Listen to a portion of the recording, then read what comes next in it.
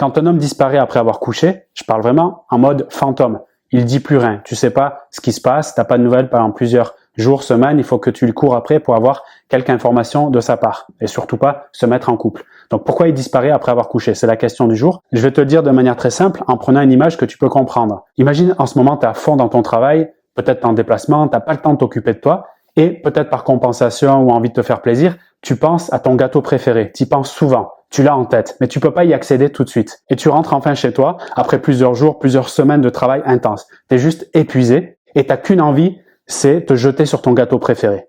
Tu y accèdes enfin, tu le dégustes, tu le savoures, mais c'est un truc de dingue comme c'est bon. Tu as déchiré le gâteau. Comment tu te sens après? Les heures qui vont suivre, peut-être après la nuit, le lendemain. Comment ça se passe pour toi? Et j'aurais pu prendre le même exemple avec je travaille beaucoup, ça arrive le week-end, soirée entre copines, j'ai un peu appuyé sur l'alcool, je suis complètement défoncé. Comment je me sens le lendemain? Il y a un truc qui se passe, c'est ce que je vais appeler ici une baffe de réalité. Tu vas t'en prendre plein la gueule.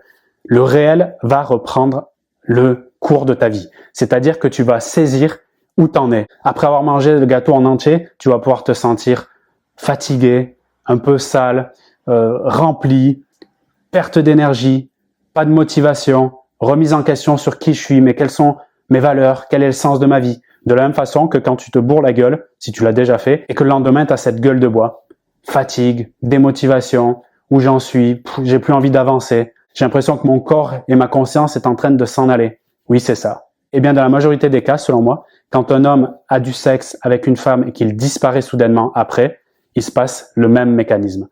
Avant d'avoir le sexe, il y a l'excitation, il y a la dopamine, la motivation, j'ai envie, il y a un challenge, il y a quelque chose. C'est pour ça que ce jeu de séduction peut être passionnant des deux côtés. On peut sentir une forte connexion, un désir, voire même un attachement qui commence à monter.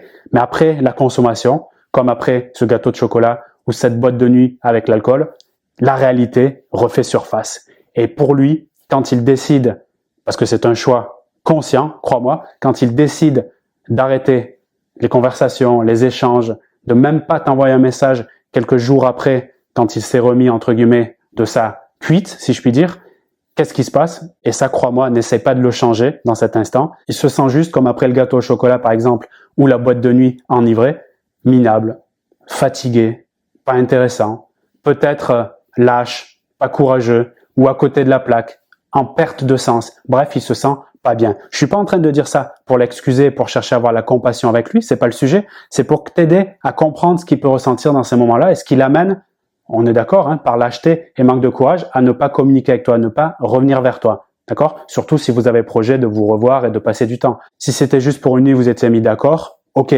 relation sans lendemain. Mais si c'était dans un autre cadre où tu sentais que ça pouvait dériver sur autre chose et qu'il disparaît, effectivement, son silence est la conséquence d'une réalité qui est tombée dans sa tête et lui donne une information claire qu'il est nécessaire à comprendre. Je n'ai pas besoin d'autre chose ou de plus que ce que j'ai obtenu ce soir-là quand on a eu cette relation charnelle, même si elle a été magique en termes de connexion, de chimie. Je n'ai pas besoin de plus ou d'autre chose. Point. Quant à cette information, tu as plusieurs choix. Essayer de lui tirer les verres du nez, c'est-à-dire le contacter souvent, beaucoup, en attente, ou bien tirer des leçons, passer à autre chose et t'affirmer en tant que femme pour obtenir ce que tu veux, en évitant de te retrouver dans des situations qui ne te conviennent pas, tout simplement. Si tu veux que je t'aide à le faire, regarde dans la description de cette vidéo, tu as des liens pour pouvoir me rejoindre.